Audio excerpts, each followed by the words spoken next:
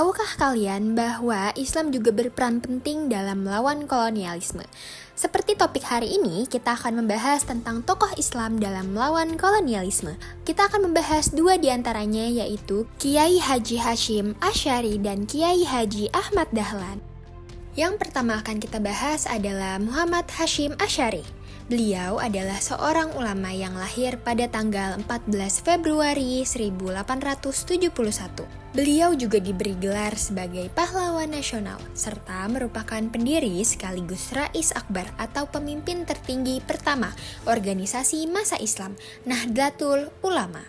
Dikenal juga sebagai pendiri dan pengasuh pertama salah satu ponpes tertua di Indonesia, Pondok Pesantren Tubulereng, Jombang, Jawa Timur.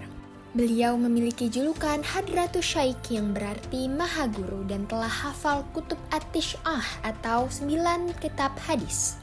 Serta memiliki gelar Syaikhu Al-Masyaikh yang berarti gurunya para guru.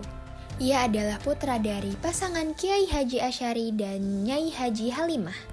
Dilahirkan di desa Tambakrejo, Jombang, Jawa Timur dan memiliki salah satu anak yang bernama Kiai Haji Wahid Hasyim yang merupakan pahlawan nasional perumus piagam Jakarta, serta cucunya Kiai Haji Abdurrahman Wahid merupakan Presiden RI keempat. Kiai Haji Hashim Asy'ari turut berperan dalam perjuangan kemerdekaan Indonesia. Pada masa penjajahan Jepang, beliau pernah ditangkap karena menolak tunduk pada kebijakan Jepang yang bertentangan dengan ajaran Islam. Salah satu warisan pentingnya adalah resolusi jihad pada 22 Oktober 1945 yang mendorong umat Islam untuk berjuang mempertahankan kemerdekaan. Tanggal ini kemudian diperingati sebagai Hari Santri Nasional. Kiai Hashim Asy'ari wafat pada 7 Jumadil Akhir 1336 Hijriah atau sama dengan 25 Juli 1947 di Surabaya. Jenazah beliau dimakamkan di Kompleks Pesantren Tubuireng. Ilmu Kiai Haji Hashim bisa dipelajari dari karya-karya ilmiah yang dibuatnya. Beberapa karya ilmiah yang populer diantaranya Al-Imam Al-Ghazali wa Ahrul Kalamiyah, Risalah Al-Husunah wal Jamaah, Nazom Al-Ibanah an Usul Al-Diyanah, Al-Tahrir fi Usul Al-Fiqh, dan Nazom Jawahir Al-Tauhid. Selain karya dan jasanya yang dikenang, Kiai Haji Hashim juga turut melahirkan ulama dan pemimpin bangsa. Selanjutnya ada Kiai Haji Ahmad Dahlan yang lahir pada 1 Agustus 1868 dengan nama Muhammad Darwis. Ia adalah seorang ulama besar bergelar Pahlawan Nasional Indonesia yang merupakan pendiri Muhammadiyah.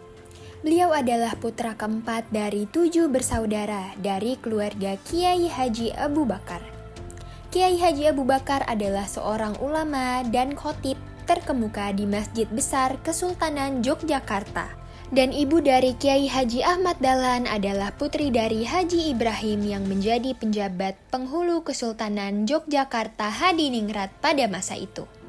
Kiai Haji Ahmad Dahlan menikah dengan Siti Walidah yang mendapat 6 orang anak yaitu Johanah, Siraj Dahlan, Siti Basuryo, Irfan Dahlan, Siti Aisyah, Siti Zahroh.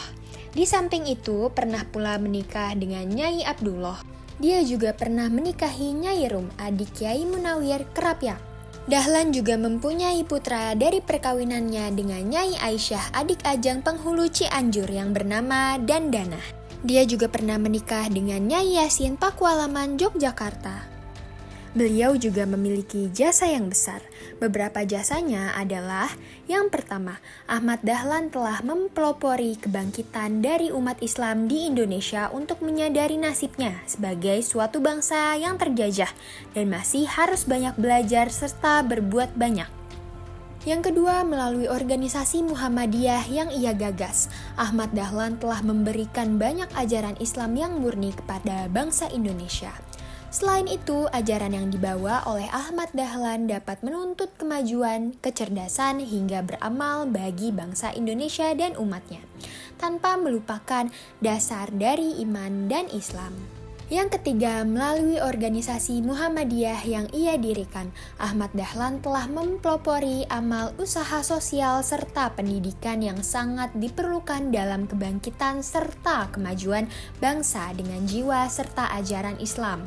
Yang keempat, melalui organisasinya, Muhammadiyah bagi Wanita atau Aisyah telah mempelopori kebangkitan dari wanita-wanita Indonesia untuk dapat mengecap pendidikan serta berfungsi sosial, setingkat dengan para kaum pria. Kiai Ahmad Dahlan wafat pada 23 Februari 1923 setelah 2 tahun memimpin Muhammadiyah. Beliau wafat dalam usia 55 tahun. Ketika wafat, beliau juga sedang menjabat sebagai advisor atau penasehat Sentral Sarekat Islam atau CSI. Sekian pembahasan dari hari ini, semoga bermanfaat.